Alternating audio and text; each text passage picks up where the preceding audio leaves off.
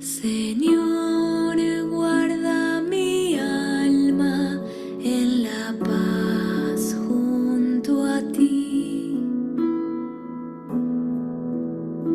Señor, guarda mi alma en la paz junto a ti. Mi corazón no se ha ensoberbecido, Señor, ni mis ojos se han vuelto altaneros. No he pretendido grandes cosas, ni he tenido aspiraciones desmedidas. Señor, guarda mi alma en la paz junto a ti. No, yo aplaco y modero mis deseos como un niño tranquilo en brazos de su madre. Así está mi alma dentro de mí. Señor, guarda mi alma en la paz junto a ti. Espera, Israel, en el Señor, desde ahora y para siempre. Señor, guarda mi alma en la paz junto a ti. Señor, guarda mi alma en la paz junto a ti.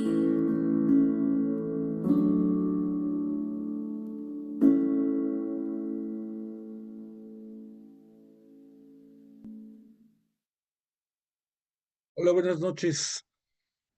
Qué gusto que nos volvemos a encontrar aquí en nuestro espacio virtual de estudio de Biblia. Hoy día martes 9 de julio del 2024, para continuar estudiando la epístola a los Hebreos, que tanto nos está moviendo el tapete y estamos entendiendo muchas cosas. Agradezco tu presencia y deseo que estés bien de salud.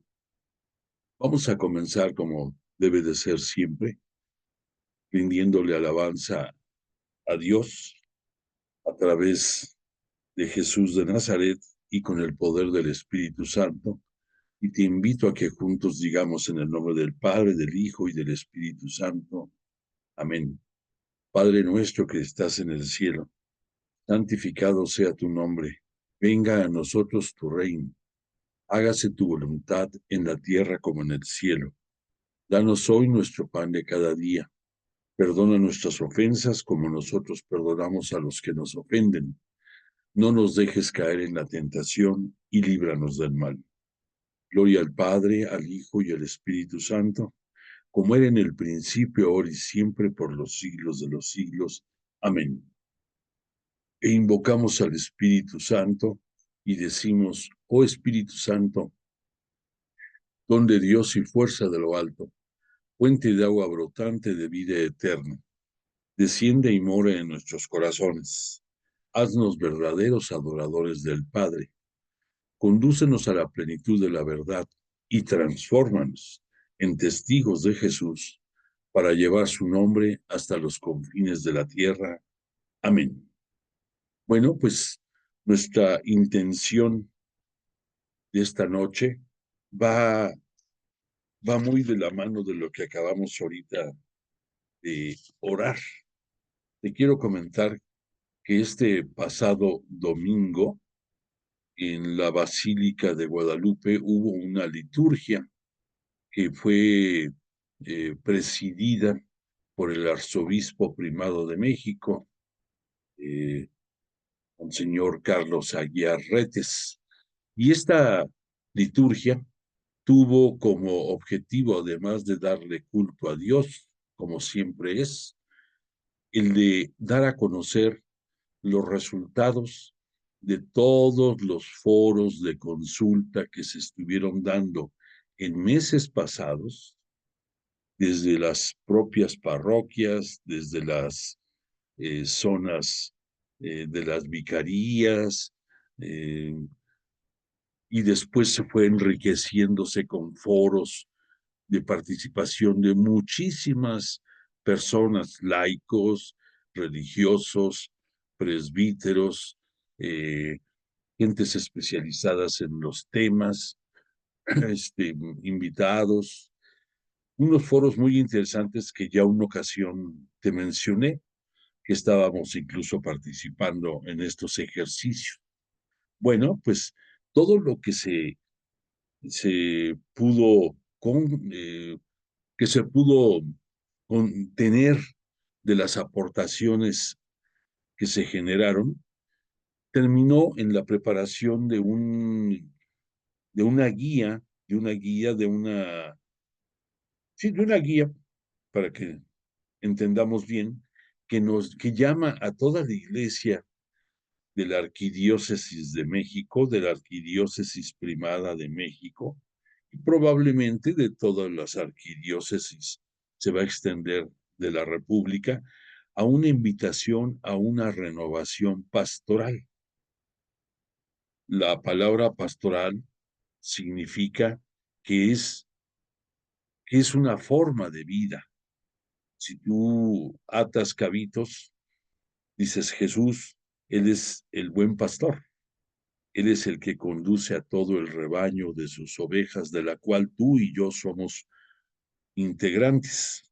Bueno, pues entonces también como arquidiócesis, las acciones que se van a seguir en los próximos años y que van dirigidas a fortalecer la relación de la iglesia, de todos nosotros, con las familias, con los jóvenes, con los grupos vulnerables, eh, en situaciones de pobreza, y con los alejados de la iglesia, o sea, todos los destinatarios a los cuales debemos de abocarnos en los próximos años, van a ser mediante cinco ejes que se van a desarrollar. Y estos 5 ejes van a ser el sustento para que todas las parroquias de la arquidiócesis, en sus planes de trabajo que se elaboren, los consideren, procuren regirse y guiarse por estos ejes de trabajo y se pueda lograr el objetivo deseado ya a nivel arquidiocesano. Quiero decirte nada más, a grosso modo, cuáles son estas 5 ejes de acción. El primero va a ser escuchar al prójimo con compromiso, que no baste con que tú oigas. Recuerda que hay diferencia entre oír y escuchar. Entonces, que no los oigas, sino que los escuches y que al escucharlos haya un compromiso tuyo porque esa comunicación rinda frutos. El segundo eje va a ser el ser receptivos, el acoger a nuestro prójimo con compromiso, o sea, que sepamos que no nada más es el identificarlos, sino el darles un seguimiento y el lograr eh, discrecionalmente o abiertamente, según la necesidad, de que sean aceptados en nuestras comunidades parroquiales y estar al pendiente de ellos. El tercer punto es que salgamos, y al decir salgamos se refiere a todos los que somos iglesia, salgamos a compartir la alegría del Evangelio. Esto te debe de mover a ti mucho. Salir a compartir la alegría del Evangelio. El punto 4, el eje 4 va a ser el testimoniar el amor de Cristo, que nosotros citamos con relativa frecuencia. Decimos, para ser testigos de Jesús, como tenemos en esta invocación, pues es con nuestra vida diaria. No necesitamos hablar, sino únicamente ser congruentes entre lo que creemos, lo que vivimos y lo que decimos, si es que lo decimos. Y si no, pues que la gente nos vea congruentes. Y por último, formar discípulos misioneros. Ya sabemos que la palabra discípulo, pues es un estudioso, un seguidor, alguien que está con deseos y ganas de aprender de alguien que sabe más del tema. Y después, la otra palabra de misioneros, que seamos discípulos misioneros, que aceptemos que formamos parte de esta misión de transformar la vida pastoral de la iglesia, eh, acercándonos a nuestro prójimo. Entonces, pues esto es el resultado de meses, pudiéramos decir casi un año de estar, este, pues recopilando todos los comentarios, las sugerencias, las participaciones, y no fue nada fácil. Y debo de reconocer que todo esto fue obra porque el Espíritu Santo fue quien estuvo dirigiendo todo este trabajo. Y Él es el mismo que va a seguir en adelante con todos los que participemos, tú, yo, los integrantes de tu comunidad, de tu parroquia, de tu capilla, donde tú acudes, y todos juntos vamos a andar en sinodalidad, esa palabrita que hemos escuchado de tiempo acá, que la sinodalidad en sí, el nombre quiere decir caminar juntos. Entonces, tenemos que aprender a caminar juntos, tenemos que aprender a compartir el caminar juntos, tenemos que aprender a escuchar lo que los demás dicen y no solamente oírnos a nosotros mismos, y pedirle al Espíritu Santo que nos enfoque y nos lleve a desempeñar nuestro papel correctamente que nos corresponde en esta gran misión. Bueno, pues entonces le pedimos a Jesús de Nazaret y a su Espíritu Santo, que además de que nos concedan la gracia de estar esta noche entre nosotros, como todas las clases, lo sentimos presentes, que nos ayuden a asimilar estos conceptos, que nos animen a ser parte de esta renovación pastoral y que nos den la fortaleza suficiente para ser dignos testigos de Jesús y llevar su nombre hasta los confines de la tierra.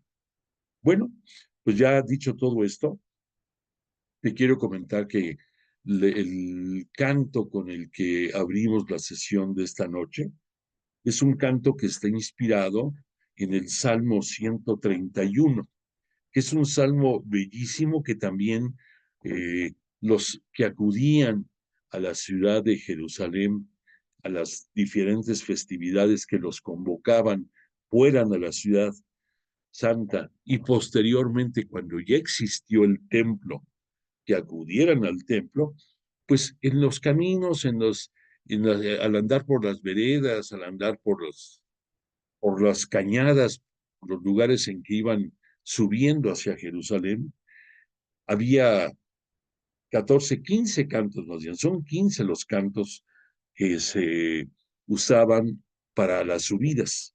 Y esta canción que escuchaste está inspirada en un salmo que fue escrito por el rey David, y este rey David le puso un subtítulo a este salmo que es Con espíritu de infancia. Y esto es porque si pusiste atención en lo que decía, nos invita a que con toda apertura abracemos a Dios y manifestemos nuestra fe en Él, porque es digno de confianza, porque es fiel y porque cuando hacemos esto, cuando es en esta forma total, no nos mueve ninguna ambición ni tampoco nos mueve ninguna inquietud. Lo hacemos buscando paz en nuestro espíritu y por lo tanto, si logramos esa paz, pues vamos a poder vivir abrazando a Jesús y sintiéndonos abrazados por Él a través del Espíritu Santo. Entonces, pues es un bello salmo que nos infunde a tener confianza o a reforzar nuestra confianza en todo lo que es la palabra de Dios, porque en la palabra de Dios se encuentra toda su sabiduría y nos está moviendo mucho en el estudio de esta epístola a los hebreos para poder entender el alcance impresionante que tiene esta epístola. Bueno, entonces dicho todo esto lo anterior, vámonos ya a meter al terreno de nuestro estudio.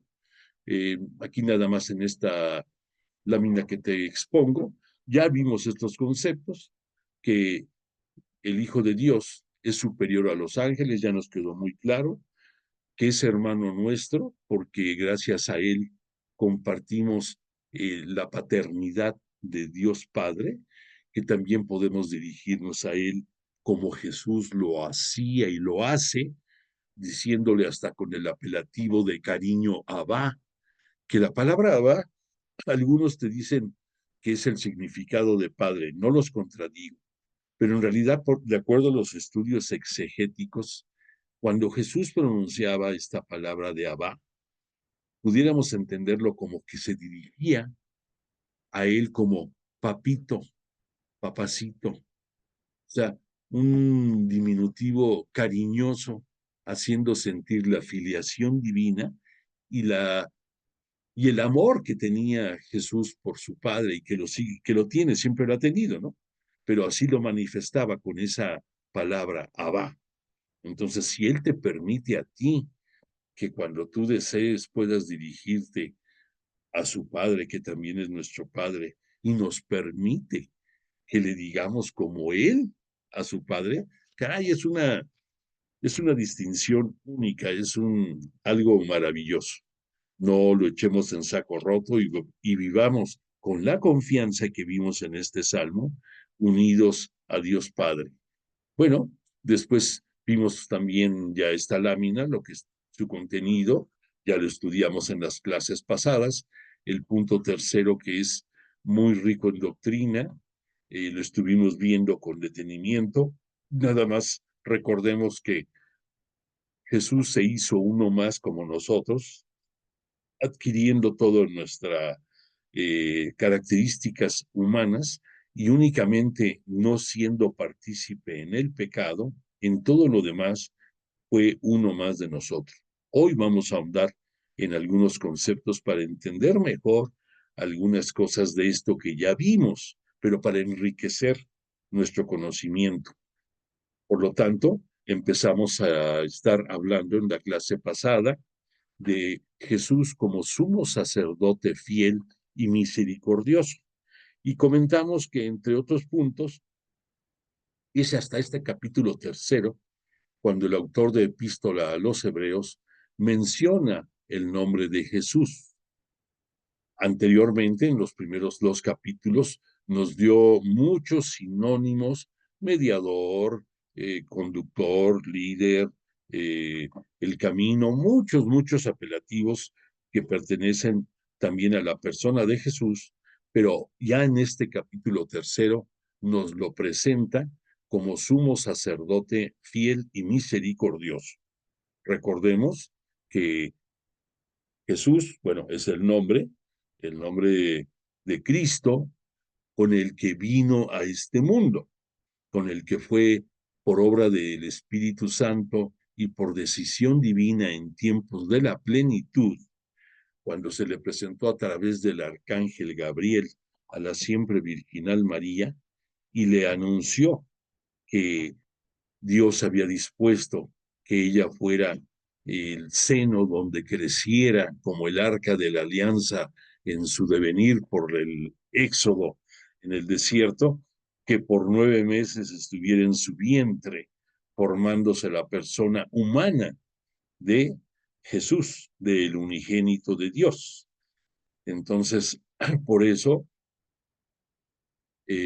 ahí comienza la presencia humana dentro de este mundo, que recordemos que al decir este mundo, debemos de considerar que este mundo fue en la creación, que fue hecha por la Santísima Trinidad, que muchas veces en el Génesis nos centramos en la figura de Dios y de Dios y de Dios, pero cuando leemos con detenimiento, vemos claramente que la creación fue obra del Espíritu Santo, fue obra de Dios Padre, de Dios Hijo y de Dios Espíritu Santo, y que la creación del mundo, el destinatario de esa creación, era el propio Jesús, y que desde antes de la formación de la creación del mundo y por supuesto de la creación del hombre, estaba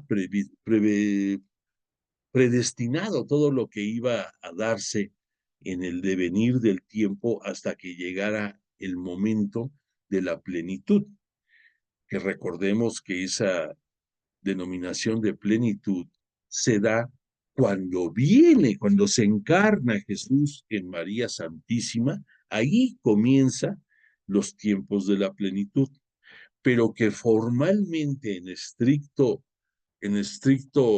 rigor, la plenitud se da hasta el momento en que después de su gloriosa resurrección, Jesús asciende al cielo para ser glorificado, para sentarse a la derecha del Padre, para recibir más Espíritu Santo de parte de Dios Padre por toda su magnífica obra que había desempeñado aquí en el mundo, cumpliendo la palabra irrestricta de Dios Padre, sus mandatos y sus voluntades, aun que fuera algo que humanamente Jesús tuviera que soportar. Ahorita vamos a ver un poco más acerca de esos puntos, pero para que nos centremos. Entonces, una vez que recibió su glorificación, pasó de ser el, el que estaba presente en el mundo que fue creado para él, junto con todo el universo, pero ahora, ya dentro de sus reconocimientos como Mesías y Señor, también pasa a ser Jesús Rey del universo. Bueno, pues entonces, esto con referencia a lo que a la persona de Jesús desde el punto de vista humano y manejando también su divinidad humana ya en el cielo. O sea, no olvidemos eso. Cristo Jesús, siempre estamos hablando de la divinidad humana de Jesús, ¿no? Ya cuando decimos Dios, Mesías, pues es su divinidad. Perdón, Mesías no. Cuando ya lo vemos como Salvador, como Mesías, pues es dentro de su divinidad que siempre tuvo celeste. Perdón, te volví a citar Mesías. No, no, no, no.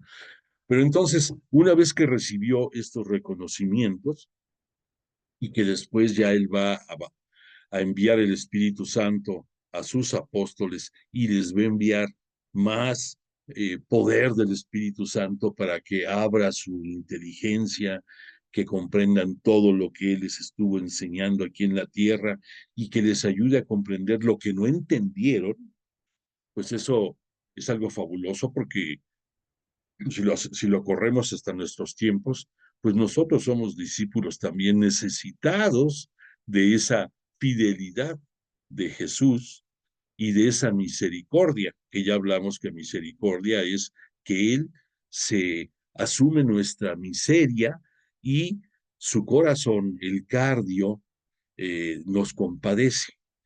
Y por lo tanto, si Dios Padre es fiel, si Yahvé Dios para los judíos fue siempre fiel, Jesús como su unigénito, siendo la imagen y la semejanza de Dios Padre, es igual Jesús, por lo tanto, es también fiel. Y la característica de sumo sacerdote la vamos a estudiar ahorita con más detenimiento. No te quiero decir más, pero ya vimos en la clase pasada, bueno, te lo digo de una vez, el sumo sacerdote esa denominación viene no porque lo hubiera adquirido Jesús por alguna acción determinada aquí en su vida pública, sino que recordarás que en su bautismo en el Jordán, cuando Juan Bautista eh, le lo bautiza a Jesús, bueno, correctamente le hace el bautismo de conversión que Juan practicaba, lo aplica en Jesús. ¿Qué sucedió? Recordarás que ahí hubo una manifestación, lo que conocemos con el nombre de teofanía, que la teofanía es una manifestación de Dios. Entonces, ¿qué pasó? Que se abrieron los cielos, es una manera de marcar algo grandioso, descendió el Espíritu Santo en forma de paloma y se posó sobre Jesús, no encima, sino sobre Jesús. Y una voz se escuchó que decía, este es mi Hijo amado, en quien yo me complazco. Entonces, en ese momento que Jesús es presentado por su Padre como su unigénito, enviado aquí en tiempos de la plenitud, de ahí es la presentación con todo lo que conlleva de parte de Dios acerca de la grandeza y alcance de Jesús, que va a incluir el que sea sumo sacerdote. Bueno, dicho lo anterior, perdón, ayer a lo mejor no estabas tú, me disculpé porque ando con una gripa bastante severa y eso me obliga a estar tomando más agua que de costumbre y probablemente a limpiarme la nariz en un momento determinado. Discúlpame, por favor, y tenme consideración. Bueno, pues entonces, en la clase pasada estuvimos viendo, ya entrados en este tema de Jesús sumo sacerdote, estuvimos hablando un poco acerca de estos puntos de Jesús sumo sacerdote al estilo de Melquisedec. No voy a decirte todo, otra vez para que podamos avanzar, pero en realidad el, este, el Melquisedec, nada más te recuerdo, que de acuerdo a la presentación que de él se hace en las escrituras, es, es el prototipo, es el, el equivalente de lo que va a hacer este Jesús desde el punto de vista sumo sacerdote.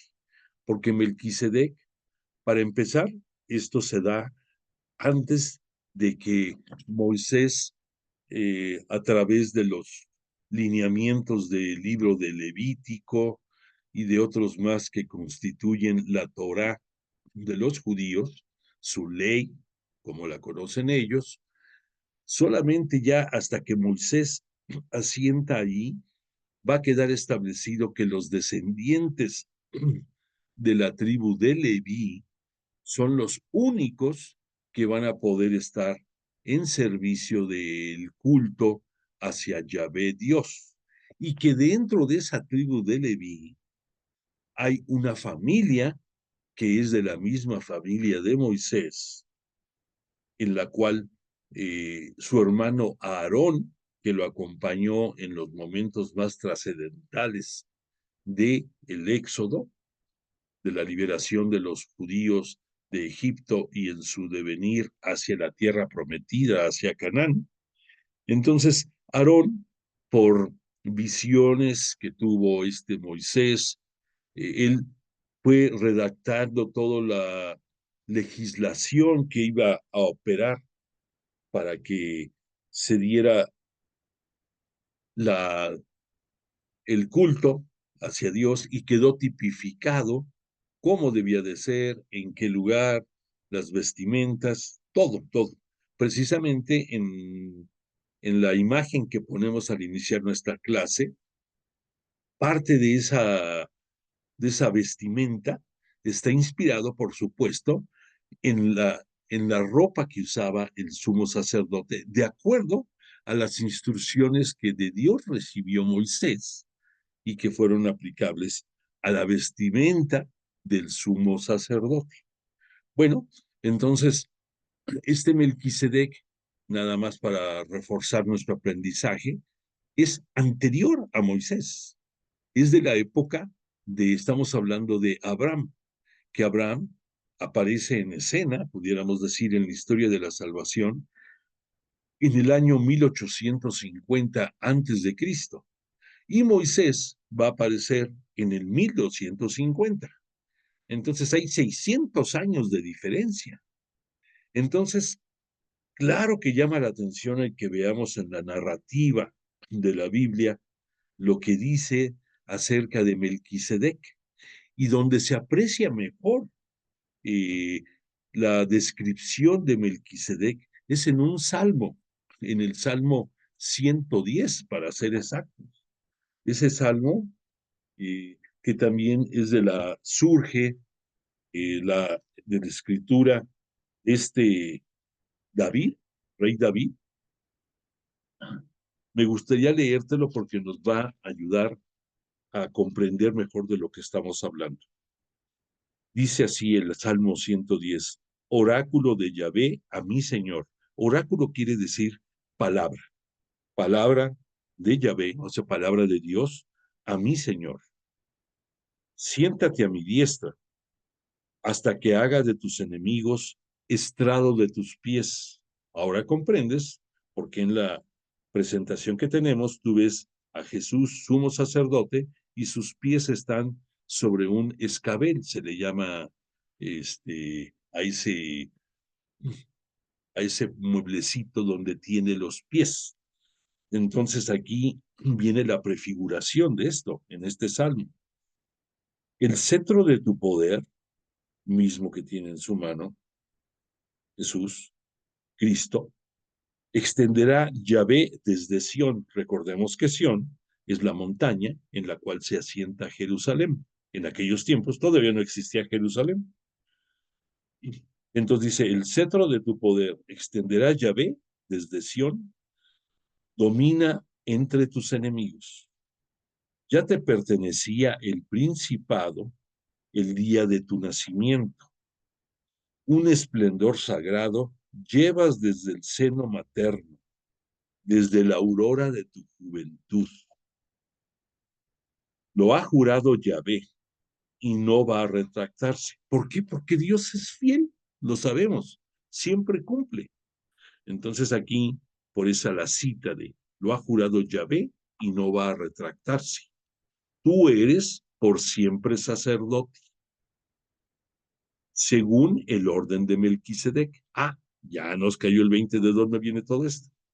El Señor está a tu derecha, quebranta a los reyes el día de su cólera. Recordemos que cólera es la justicia de Dios. Sentencia a las naciones, amontona cadáveres, quebranta cabezas a lo ancho de la tierra. Junto al camino, bebe del torrente, por eso levanta la cabeza.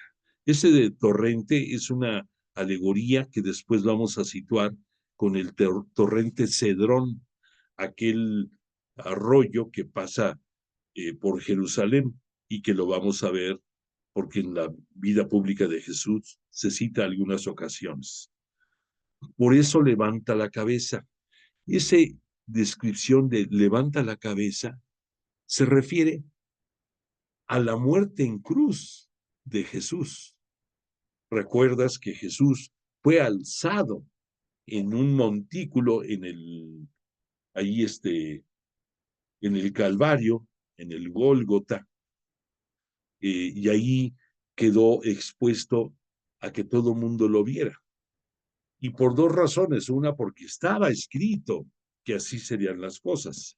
Y por otra parte, que es la figura que va a permanecer por toda la eternidad para todos los integrantes de este mundo, de que gracias a esa donación, a esa oblación, a ese sacrificio que de él mismo hizo por voluntad de su Padre, Jesús, además de redimirnos nuestros pecados, además nos libera de la muerte, que recordemos que pecado y muerte iban de la mano y son consecuencia de la tentación que a través de la serpiente el demonio hizo con Eva, y ella se llevó entre las patas también a Adán, y que de ahí vino la desobediencia, el pecado de soberbia de comer del fruto que Yahvé Dios les había prohibido. Entonces, Dios, que nos quede claro, Dios no es el creador de la muerte. Dios no es el creador del pecado. Y si nos ponemos a ver en el estudio filosófico de esto, diríamos que el pecado es la ausencia de bien, así como la oscuridad es la ausencia de luz, y que también la muerte es el que nuestra vida termine desde el punto de vista terrenal y que iba de la mano pecado y muerte. Y lo podemos entender un poco más cuando nos ponemos a leer y vemos que en los primeros escritos de los patriarcas, de los primeros guías de la iglesia, de nuestra iglesia cristiana católica, en las escrituras, vemos que se nos citan muchos personajes como Noé, como Matusalem y otros más, que aunque se citan cifras figurativas, pero sí vivían muchísimos años. Recordemos nada más que este Abraham, cuando escuchó la palabra de Yahvé Dios, tenía más o menos 95 años y su mujer tenía 90 años. Y después de eso, que Dios tiene la misericordia y a través de su poder, el Espíritu Santo va a hacer que conciba Sara eh, al hijo de la promesa, a Isaac, y que por eso cambiaron de nombre. Abraham se convierte en Abraham y esta Sara se convierte en Saraí. No, perdón, al revés, era Saraí y se convierte en Sara, ya así porque eso queda ahí implícito sumisión. Y que gracias a estos sucesos, pues efectivamente Abraham se convirtió en el padre de muchas naciones, de muchas religiones también, porque recordemos que Abraham, antes de Isaac, tuvo a través de Agar, la esclava que tenía Sara, que ante la pena, porque en los judíos el no tener descendencia era motivo de escarnio, era motivo de señalamiento, era motivo de vergüenza para muchos. Y entonces esta Sara permitió que Abraham viviera, tuviera intimidad con su esclava y tuvieron varios hijos. El primero de ellos fue Ismael. Y Ismael, de acuerdo a los estudios de los exégetas, Ismael es de donde provienen todas las religiones la religión, perdón, de los seguidores del Islam, y también es padre de muchos de los pueblos árabes, de muchos de los pueblos que colindan también con las poblaciones judías, y que también Abraham, pues va a través de él, a través de Isaac, va a ser con el paso del tiempo que va a llegar el pueblo judío a convertirse en el pueblo de Israel y en el futuro pueblo propiedad eterna de Dios Padre. Entonces eso viene de parte de Isaac, de otro de los hijos de Abraham. Pero recordemos que Isaac es el hijo de la promesa, no fue Ismael.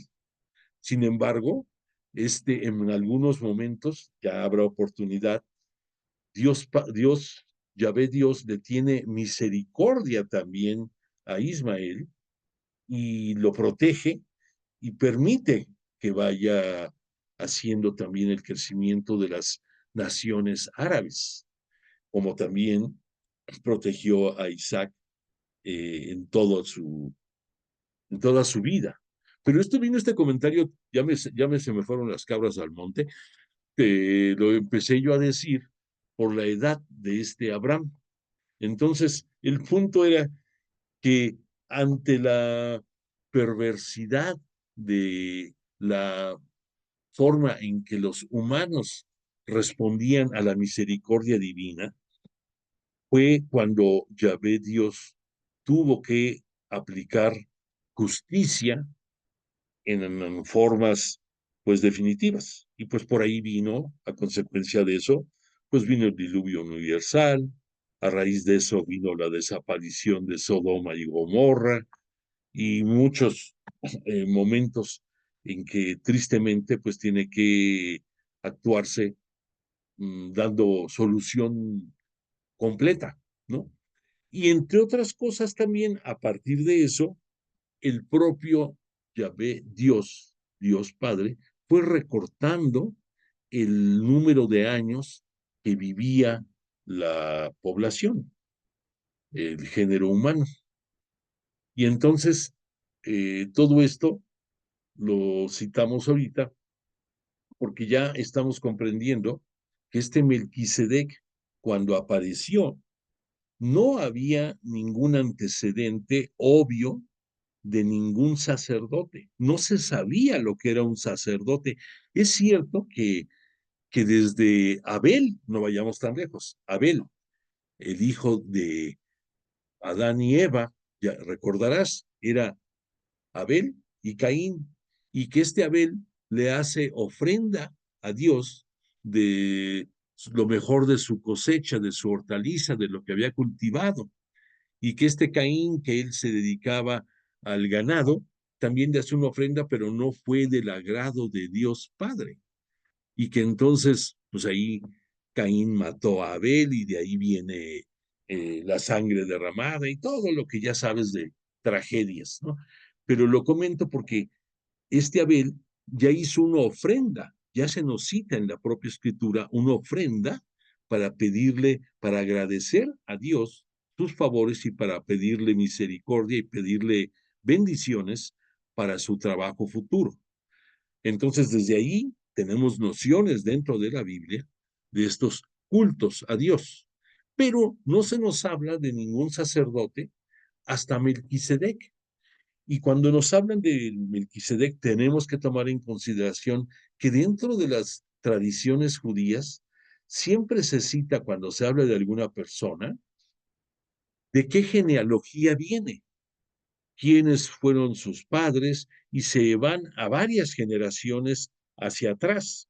Por esa razón, no sé si recuerdes, pero cuando este Mateo en su evangelio presenta a Jesús, nos habla de 42 generaciones para llegar al final a decir, y de David, y de la tribu de David, y de la familia de José, de ahí surgió Jesús para justificar su ascendencia judía. En el caso de Melquisedec, no tenemos nada, no tenemos ningún referente de quiénes fueron sus padres, de qué tribu, de qué etnia o de dónde venía, y únicamente vemos que de repente este Abraham, que había ido al rescate de su, eh, de su sobrino, que había sido apresado en una pelea entre reyes de diferentes tribus allá, lo va a rescatar, lo va a rescatar y en el camino se topa con Melquisedec y entonces le entrega a Melquisedec el diezmo, la décima parte de las ganancias o del botín que había obtenido al derrotar a estos reyes. Entonces aquí lo interesante, parte de lo interesante de este momento es que tú, de acuerdo al estudio de la Biblia, pensarías, no, pues Abraham es el padre de la fe, es el top de los top de la fe en la historia.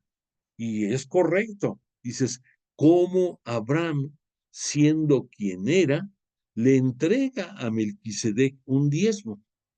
En este acto nos dice la Biblia que obviamente los descendientes de las tribus de Leví, que después van a ser los sacerdotes que apoyen en el templo, están dentro de la genética desde Abraham. O sea, dice, aunque no existían los levitas todavía, pero Abraham dentro de su genética fue dando oportunidad a que en un momento determinado apareciera la tribu de Leví y que de ahí va a venir los que van a atender el culto en el templo y que de la familia de Aarón van a surgir el sumo sacerdote.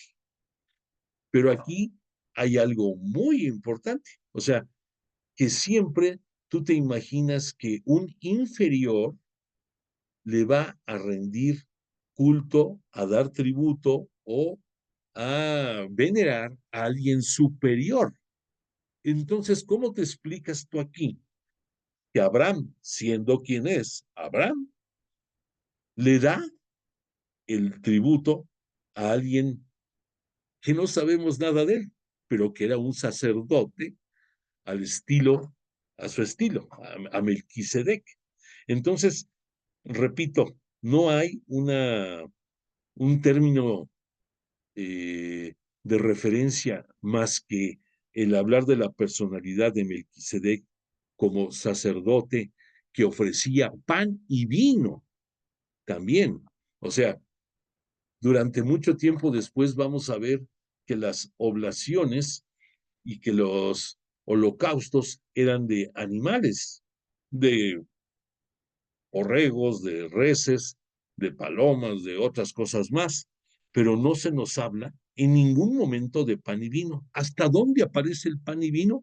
Pues hasta que Jesús, en su última cena, la víspera de cuando entregó su vida por nosotros, ahí parte el pan, lo comparte con sus discípulos y es cuando se instituye la Eucaristía y después cuando comparte el vino también con sus apóstoles. Pero no entre ese momento de Abraham con Melquisedec hasta Jesús, no se nos habla en ningún momento de nadie que sea sacerdote, no se nos habla de nadie que haga ofrendas con pan y vino, ni tampoco se nos habla de nadie que desde su nombre, Melquisedec, quiera decir rey de paz.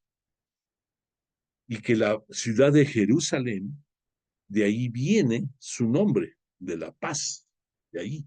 Entonces Melquisedec era rey y sacerdote.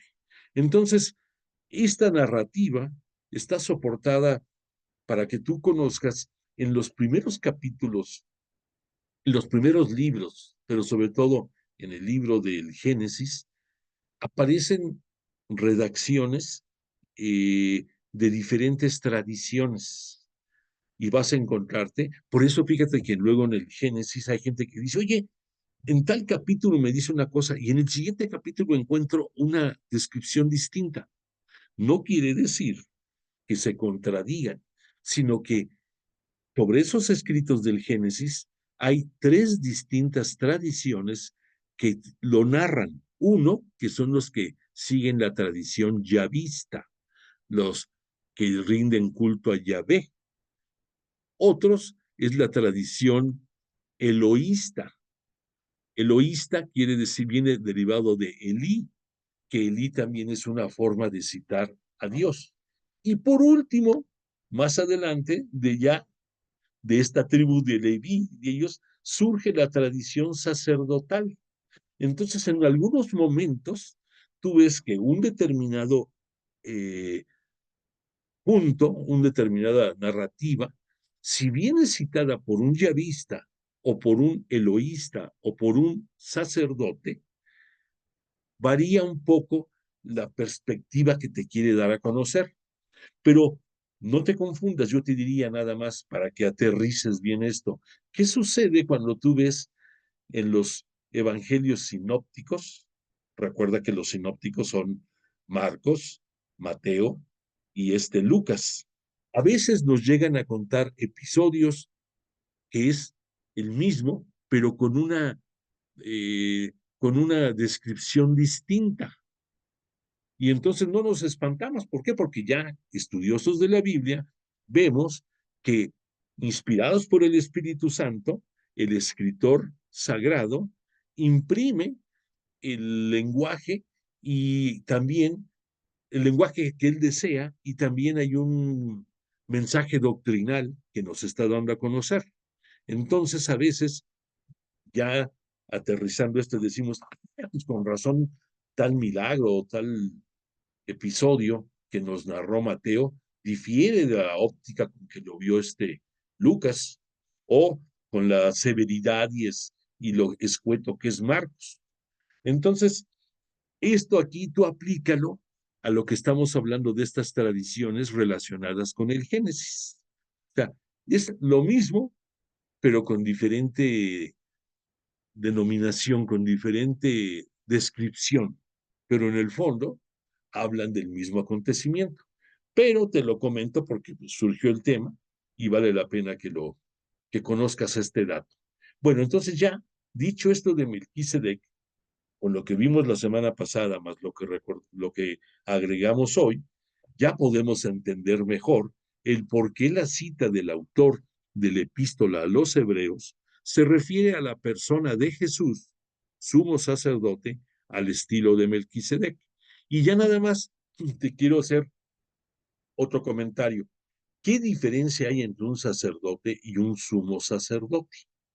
Un sacerdote es el que va a ayudar en las tareas para, para que se celebre el culto en el templo de Jerusalén, o antiguamente en lo que era el arca de la alianza que venía viajando por el desierto, porque si Moisés hizo toda la descripción y la legislación de cómo debía de manejarse todo el culto, pues estaban en el desierto y ya desde entonces se aplicaba.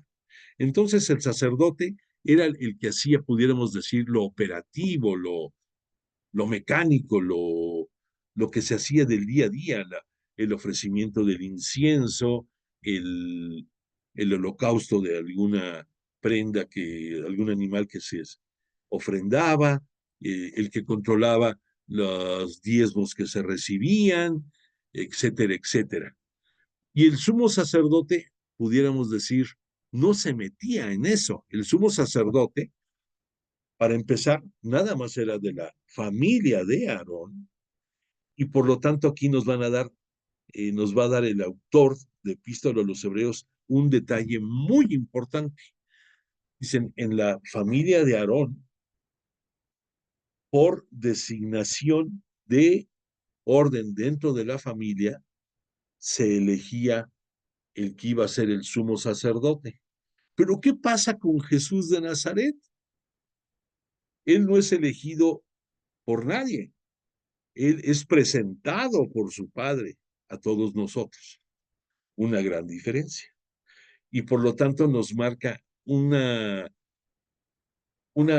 diferencia abismal entre lo que era el Antiguo Testamento y lo que es el Nuevo Testamento. Una diferencia abismal entre lo que es las tradiciones judaicas y lo que es la doctrina que Jesús de Nazaret nos vino a enseñar. Y por otro dato, otro detalle, que el sumo sacerdote, todo lo que hacía junto con los sacerdotes, era ofrendando eh, a Dios, pero que el sumo sacerdote, para que me centre otra vez en este momento, era el que una vez al año entraba a la parte más sagrada del templo o de la tienda de de la tienda en donde estaba el arca de la alianza, un solo día en el año entraba para que, en primer punto, pedía perdón por sus propios pecados. En segundo punto, con la sangre que ya se había ofrendado en el holocausto, en el altar de los sacrificios, tomaba sangre, la presentaba ahí en el Santo de los Santos, era ese pequeño espacio en el que nada más tenía contacto el sumo sacerdote un solo día al año con Yahvé Dios. Y esa sangre, después que salía, era aspersada, era derramada entre el pueblo. ¿Por qué? Porque en todas las alianzas que se celebran desde el Antiguo Testamento hasta Jesús, siempre tiene que haber sangre de por medio. Es la firma, la sangre. Y por esa razón, ahora entendemos mejor por qué Jesús es el Cordero de Dios. ¿Por qué el Cordero de Dios? Pues porque Jesús vino a este mundo únicamente a cumplir la voluntad de su Padre, únicamente a darnos a conocer todo lo que el Padre quiso que nos diera a conocer. Y aún como persona humana, Jesús sufrir, padecer, eh, todo lo que tú quieras decir en ciertos momentos de su vida, sobre todo en su agonía previa a su crucifixión, pues él, por un lado, le pedía a Dios si se puede apartar este cáliz, pero que no se haga mi voluntad, sino la tuya. Y recordemos que esa palabra de cáliz es una forma de decir este episodio, y es un episodio trágico, invariablemente. Por eso Jesús dijo, si es posible, apartar este cáliz, pero no se haga mi voluntad, sino la tuya. Pero eso no quitó que Jesús, como humano, sufrió, sufrió y mucho. Y la prueba de esto lo vemos en que hasta en la tradición y la descripción que nos dicen que sudó sangre. Ya comentamos en tiempos pasados que esa posibilidad de sudar sangre clínicamente está comprobada que es una manifestación de un estrés brutal y profundo en una persona que puede llegar hasta esa manifestación. Entonces, no debemos de pensar que fue una exageración lo que nos dice la escritura, sino que probablemente así fue, porque es posible. Bueno, y todo esto del sufrimiento de Jesús lo vamos a entender ahorita un poco mejor al ver el punto tercero de Jesús, sumo sacerdote misericordioso. Yo te preguntaría a ti, ¿tú qué necesitas para ser misericordioso? No me respondas a mí, nada más piénsalo. Yo creo que el primer ingrediente para poder ser misericordioso es que tú hayas sentido miseria, que tú hayas sentido esa necesidad de no contar con nada. Probablemente no lo deseo, pero probablemente desde el punto de vista material o probablemente desde el punto de vista espiritual, que te sientas así piojo, chinche, que te sientas el más desgraciado de este mundo y que muchas veces solo por eso te te dejes caer en los brazos de Jesús, en su regazo, pedir, implorarle misericordia y pedir que sane tus heridas, que sane tus carencias, que sane tu dolor. Y por otra parte, el cordis, el corazón generoso, el corazón que da amor sin límites, el corazón que perdona y olvida, el corazón que te abraza, viene de parte antiguamente para los judíos de Dios Padre, pero ya con el advenimiento de Jesús a través de Jesús. Entonces, cuando tú has sentido esa impotencia, esa esa necesidad de piedad. Y cuando estás claro de que fuiste abrazado por Dios, por Jesús, y te sacó adelante, yo creo que ya después de eso, tú puedes ser misericordioso. Y que hay una gran diferencia entre cuando tú haces algún acto de atención por tu prójimo y que quizás hasta en automático ya ni lo piensas y cuando tienes oportunidad compartes algo o das algo de lo que puedes, pero ¿has sentido tú alguna ocasión lo que es socorrer a alguien volteándole a ver a los ojos, viendo su mirada, viendo lo que su expresión te dice a ti y probablemente cuando te sonríe agradecido por lo que tú hiciste, que tú dices, no es nada o fue mucho, pero qué gusto me dio ver la cara que puso, qué gusto me dio ver tus ojos, en algunos casos, cómo aprecio las lágrimas que vi que derramó. Son detalles que nos cambian totalmente. Entonces, debemos de entender aquí por qué este punto. Jesús, sumo sacerdote misericordioso. Jesús tuvo que vivir la miseria y tuvo que vivir el dolor y tuvo que vivir el escarnio, el abandono, el, los golpes, por qué no decirlos, el, el escarnio, tuvo que padecer para que, gracias a eso, por un lado, fue el preámbulo del que Él dio su vida por ti, por mí, por todos nosotros, por liberarnos del pecado, por redimirnos del pecado. Y después de que fue sepultado y por voluntad de Dios Padre y por el poder del Espíritu Santo resucita, gracias a eso y a su ascensión gloriosa, nos abre la oportunidad de llegar al reino de los cielos. Entonces, ¿entiendes ahora por qué Jesús, sumo sacerdote, es misericordioso? Bueno, quiero comentarte otros puntos que nos van a ayudar a seguir estudiando, a entender mejor esto. Ya hablamos de la creación y que Jesús participó en ella también y que el mundo era para él. Y por lo tanto ahora comprendes también el por qué Jesús nos hace hermanos de él. Porque Jesús en muchos momentos manifestó, yo tengo que llegar al cielo con todos los hijos, con todos los pequeños, con todos los niños, si tú quieres, que Dios me dio.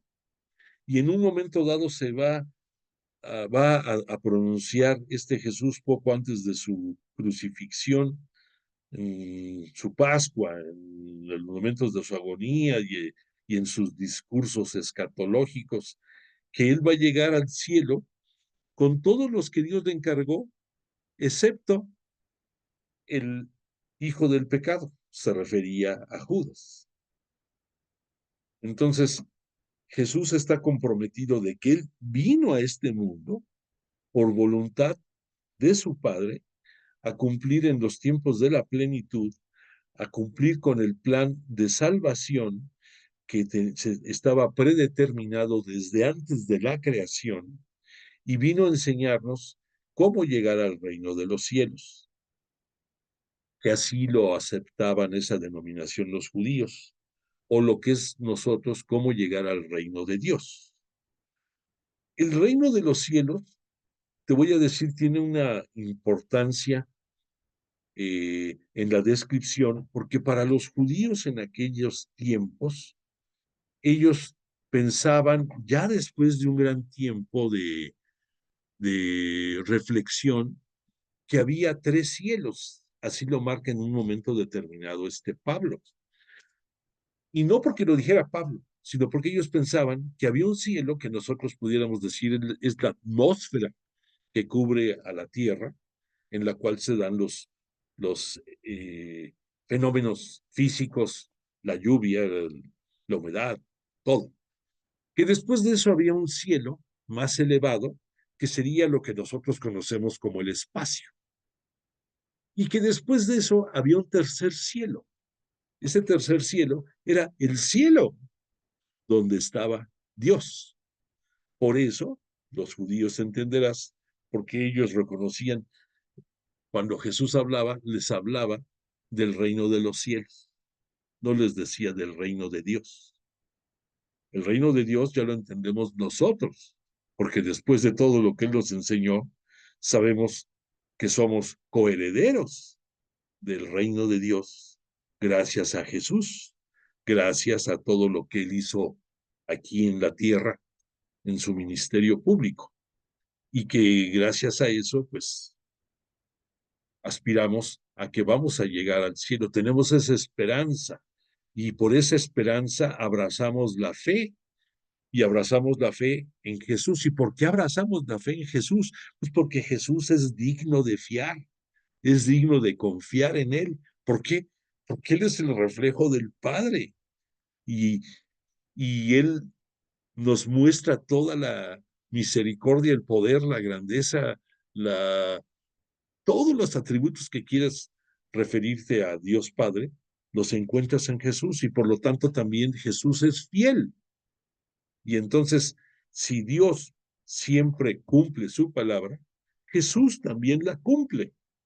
Y que eso, agrégale que somos hermanos de Jesús por misericordia de Él, eso nos da la oportunidad de ser hijos del Padre, coherederos de todas las bendiciones y todo lo bueno que de Dios emana. Y además hay otro detalle que quiero comentarte ahorita. Tú lo has de ver. Recuerda que dentro de los atributos que nos marcaba el autor de la epístola a los Hebreos, también nos citó en algún momento la palabra de testador. Testador significa aquella persona que celebra un que va tú, por ejemplo, si vas con un notario y haces un testamento, queda ahí tu voluntad y eso se le llama que tú eres un testador.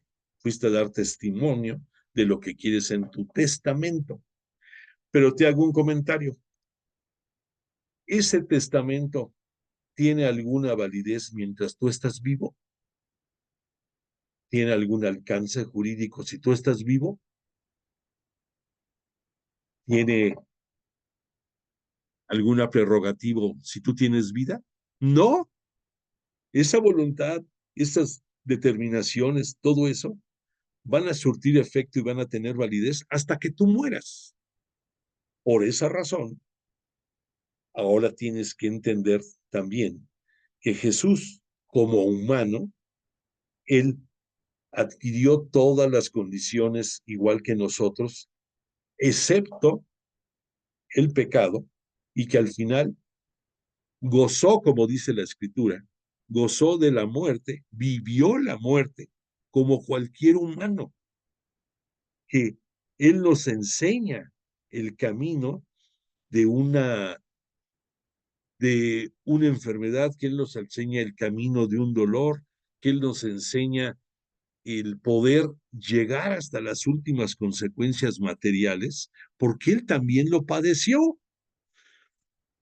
Y entonces por ese detalle puede entenderte y tener la misericordia que tú necesitas. Pero por otra parte, todos los sumos sacerdotes que existieron dentro del judaísmo, ellos, pudiéramos decir, llegaban a ser sumos sacerdotes y le daban la interpretación a la ley, pero ciertas cosas, pues, se sujetaban a su criterio. Y estos sumos sacerdotes, pues, llegaron a morir, todos, algunos por muerte natural, otros porque fueron asesinados, se dieron casos de que se asesinaron sumos sacerdotes, otros por accidentes. Y obviamente el que venía después, pues tenía que adoptar las características de su sacerdocio, de su sumo sacerdocio. Pero ¿qué pasa con Jesús? Que Jesús, él no tiene necesidad de, de hacer nada escrito, pero él es el testador de la nueva alianza. Él es el testador, él es el sumo sacerdote eterno y para siempre. Ya no hay ningún sacerdote después de Jesús. Él es omnipotente, o sea, la palabra omnipotente significa que por siempre existe, ha existido y existirá. Que igual que Dios es omnipresente también porque en todas partes está, siempre, y tiene otras prerrogativas, pero Él, como sumo sacerdote, presentado ante nosotros por Dios Padre, justificado su actuar con la entrega voluntaria de su vida en remisión de nuestro pecado y gracias a su gloriosa resurrección nos conduce a la vida eterna, ahí hay una gran diferencia entre lo que era un sumo sacerdote dentro del judaísmo, que recordemos que si surgieron de Moisés, fue cuando Moisés los fue conduciendo de la liberación egipcia hacia la tierra prometida, hacia Canaán, y que poco antes de llegar a este fin, eh, fue cuando se establecieron la legislación para ser sacerdote y para ser sumo sacerdote, que además de estas prerrogativas, tuvieron otras de índole no religioso, como es el hecho de que el sumo sacerdote era el que estaba al frente del Sanedrín, de ese grupo de 70 personas que luego tenían participación en litigios o en discrepancias civiles o de otro corte, independientemente de lo religioso. Pero Jesús ya no tiene necesidad de meterse en esas cosas. Él es sumo sacerdote en lo que se refiere a que Él es víctima y es la víctima por excelencia, es la víctima, es el Cordero de Dios. ¿Por qué? Porque Dios fue el que lo envió y porque cualquier cordero que era ofrendado en holocausto tenía que ser totalmente puro y tenía que ser totalmente sano. Y Jesús, física, moral, espiritualmente, lo es. No puede haber mejor que Él.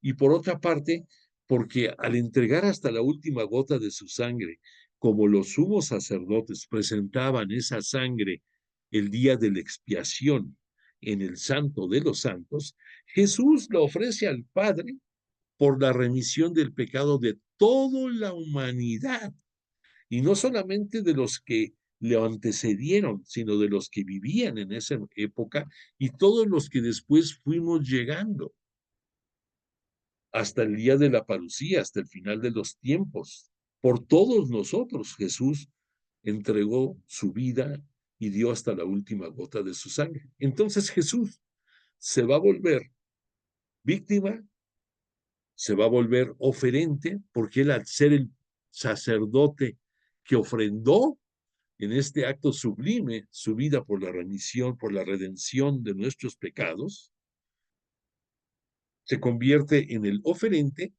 Y otro detalle importantísimo, que después de que Jesús asciende al cielo, a los cielos, ya después de su ascensión, perdón, porque él subió a su glorificación, recordemos, y luego baja por por un tiempo breve, 40 días más o menos, y después ya asciende y ya no vuelve a moverse de allá. Jesús, como Mesías, como Cristo, como sumo sacerdote, está en el cielo. Y desde ahí, Él no tiene necesidad de volver a dar su vida por nosotros, ni tampoco tiene necesidad de participar en ningún eh, momento litúrgico. Los presbíteros, en recuerdo, en memorial de Jesús, es por lo que se efectúa la la epíclesis, cuando desciende el Espíritu Santo y cambia el pan y el vino por el cuerpo y sangre de Jesús, y que nosotros lo aceptamos y nos comparte Él su divinidad en ese momento. Pero Jesús ya no tiene necesidad de bajar para nada. Y Él, repito, como Cristo, como Señor, como sumo sacerdote, se encuentra en el cielo por los siglos de los siglos. Y que ya hasta el momento de la parucía, por designio también de Dios Padre, Él será el que vendrá ya con toda la gloria y poder a juzgar a los que queden vivos en ese momento, porque recordemos que tú, yo y todos, si es que morimos antes de que venga Jesús, vamos a tener un juicio particular instantáneo al momento de que físicamente dejamos este mundo, y después de ese juicio podremos llegar al cielo por la vía express, o probablemente nos manden un tiempo determinado a purificar nuestra alma para poder estar en condiciones de llegar a la plenitud y estar gozando de la presencia divina.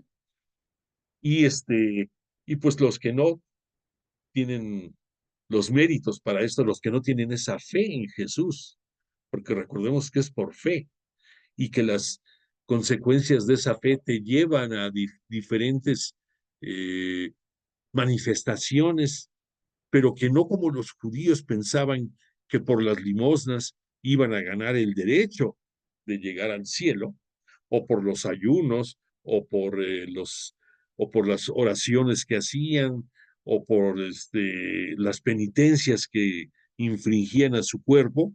Eso fue en la antigua alianza, pero no perdamos el punto de vista de que Jesús es el que viene por su sangre a firmar la nueva alianza con nosotros de parte de Dios Padre.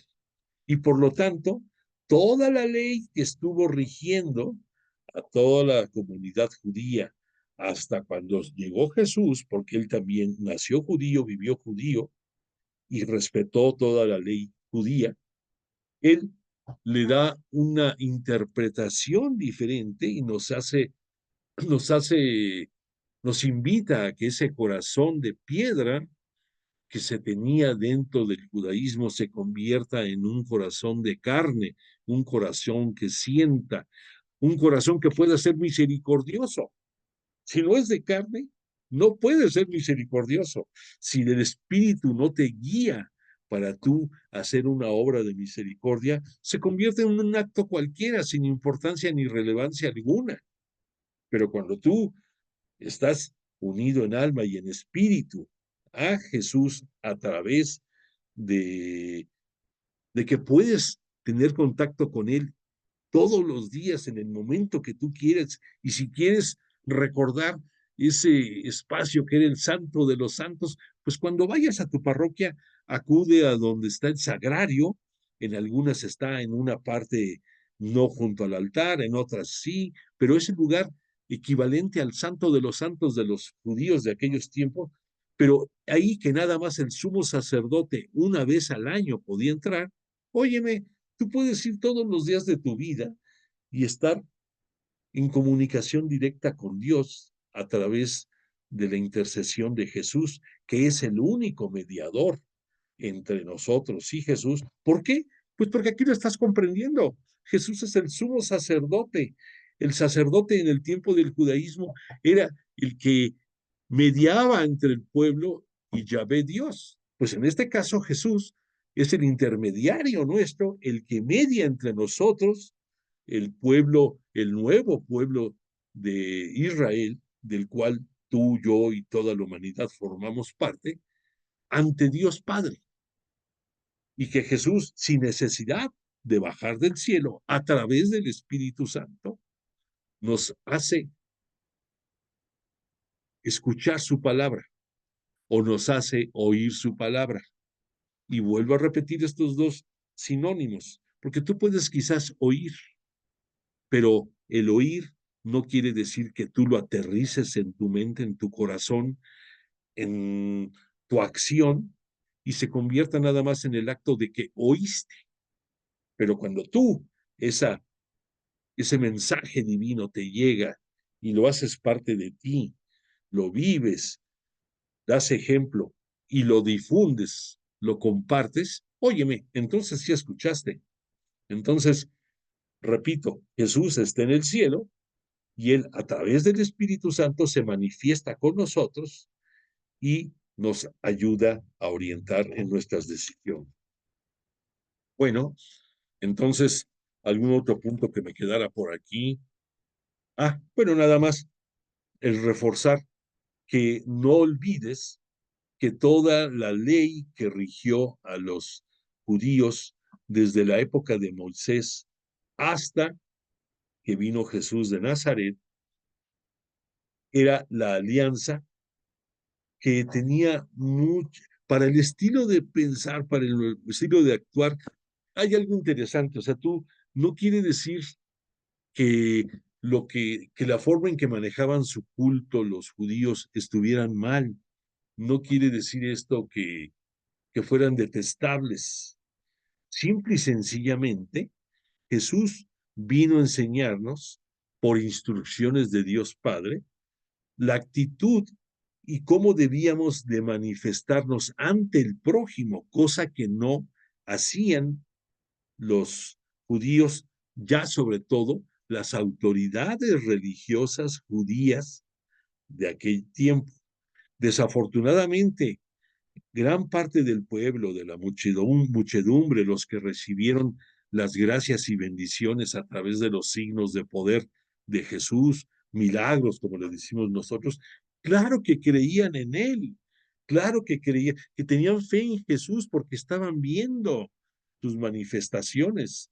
Y entonces, pues creyeron por la persona de Jesús y creyeron por las obras de Jesús, por ambas cosas. Pero las autoridades religiosas judías no lo hicieron así.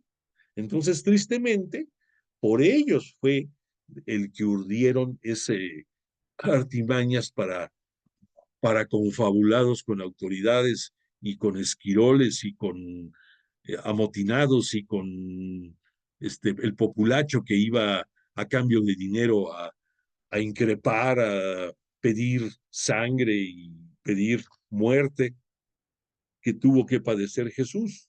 Pero el propio Jesús nos decía, yo no vine a abrogar, a derogar la ley, se refería a la de Moisés, vine a darle cumplimiento.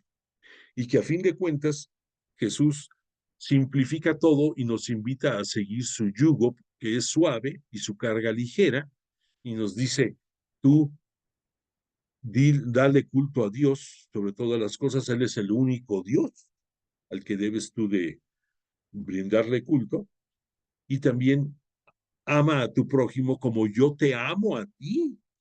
Y pues claro, Él nos mostró lo que quiere decir de verdad amar, hasta dar la vida, a dar la vida por tus semejantes. Dicen por ahí que no hay ningún acto de mayor nobleza que el dar la vida por alguien. Entonces, pues Jesús nos enseñó todo eso. Pero la gran diferencia es que esa legislación operó en mucho tiempo relativamente bien para los judíos antes de que viniera Jesús, pero al no adaptarse, al, al cambiar su corazón de piedra a un corazón de carne, al ser sensibles, al cambiar el espíritu de acuerdo a las enseñanzas de Jesús, es por lo que tuvo que surgir la nueva alianza. La gran diferencia es que en la antigua alianza el lugar prometido y final era el llevarlos a Canaán, a un lugar geográficamente terrenal, con dimensiones determinadas, con una connotación geográfica que la podemos localizar. En el caso nuestro, con la nueva alianza, ¿cuál es nuestra tierra prometida? El cielo, la Jerusalén celestial. Entonces, si ya vimos que al llegar los sumos sacerdotes tenían que hacer algunas adecuaciones a la ley, pues es entendible que con Jesús como signatario de la nueva alianza que la firmó con su preciosísima sangre, pues también nos pone la forma de cómo vamos a poder llegar allá. Y es sencilla si tenemos el valor y la perseverancia y la constancia de imitarlo. Por eso le pedimos al Espíritu Santo que en su nombre te lo dice el Espíritu Santo, pues su misión es hacer santos. Pídele al Espíritu Santo que te haga santo.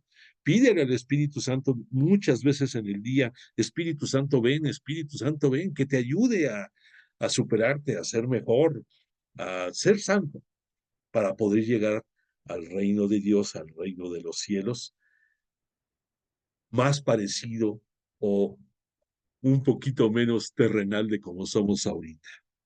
Entonces, bueno, pues todos estos puntos creo que nos ayudaron a entender mejor esta lámina, a darle un alcance más profundo y te agradezco que me hayas hecho el favor de escuchar y de estar presente esta noche. Te invito a que, como siempre, me hagas el favor de enviar constancia de tu participación, que si puedes, por favor, comparte con otras personas que tenemos este curso, que lo tienen también disponible en YouTube, en el Facebook. Lo importante es que lleguemos a otras personas, que llevemos esa palabra de Jesús con ejemplo y con palabras. Entonces te invito a eso y le agradecemos a Jesús de Nazaret y a su Espíritu Santo la misericordia que nos mostraron de estar esta noche entre nosotros como siempre. Les pedimos que nos proteja, que nos hagan que tengamos salud, que tengamos prosperidad, que tengamos alegría en los próximos días. Y si Dios lo permite, el próximo martes continuemos estudiando esta bella epístola. Te voy a poner el canto de cierre y de nueva cuenta, gracias de tu presencia.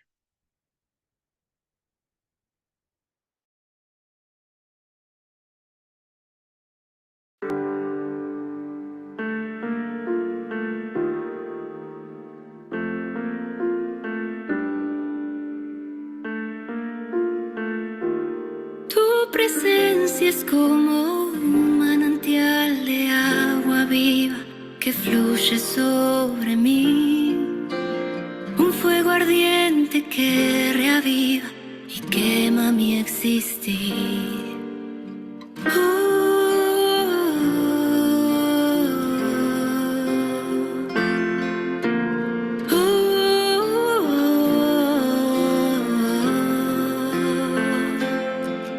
Derrama tu gracia, bendita presencia, resguardo de mi alma.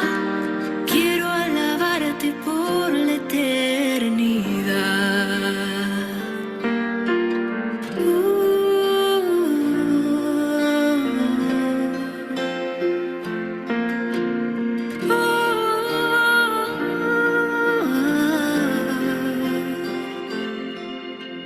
Como jardín en primavera, florece en mi interior, como el incienso que se quema y eleva mi oración.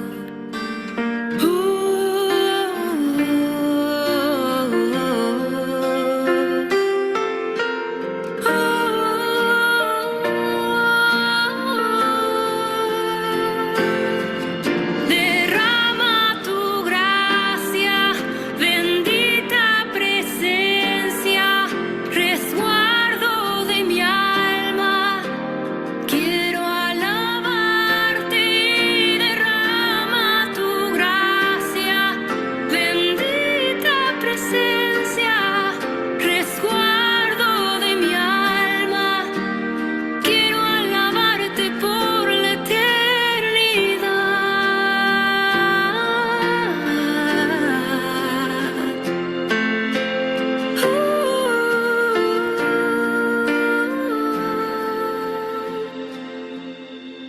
Rey de reyes, Señor de señores, Rey de la creación, todopoderoso.